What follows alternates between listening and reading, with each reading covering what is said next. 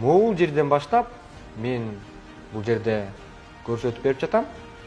Могул жерден баштап, бул жеринен, бул башынан баштап кайра ошол мурунку чегара постко чейинки 620 гектар жер Каркыра жайлоосунун башы болгон. Эми бул жерди Казакстанга алмаштык деп жатабыз. Алмашканда казактар бизге кайсыл жерди берди? Мына кызык ушул жерде жатат да. Каркырадан батыш түндүк тарап, батыш тарабында эле Санташ деген айыл бар. Санташтын өйдө жагы, жогору жагында биз берген жерден кененирээк, чоңураак жерди Кыргызстанга алып атабыз деп Мадымаров айтты. Ооба, албетте, ал ушул сөзү менен элди кандайдыр бир деңгээлде көндүргүсү келип жатат. Бирок эми мун кызык бул жерде жатат.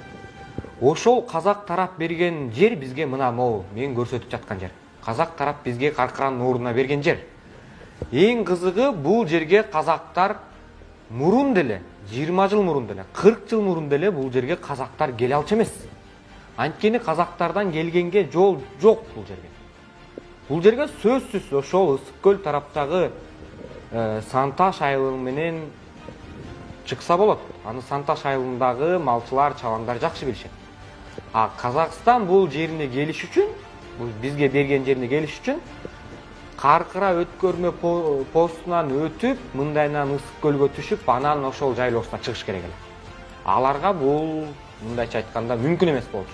Ал берилди деген жер мурун эле биздин Кыргызстан деп эсептелинген, кыргызстандыктар пайдаланып жүргөн эле жерди айтып атат.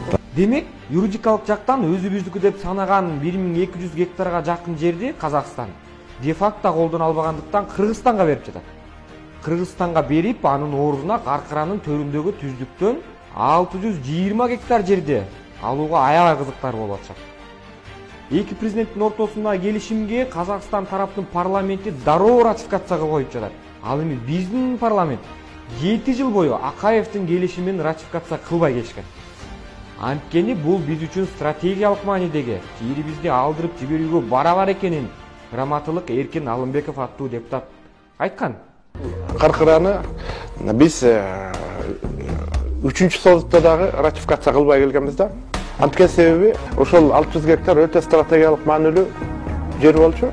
Каркыра баягы Манас эпосундагы айтылган тарыхый маанисинен сырткары, ал географиялык, геополитикалык, стратегиялык мааниси. Анткени ошол 600 гектар менен ары казактар ошо өзөнгө угушка чыкканга мындай мүмкүнчүлүк алышат да.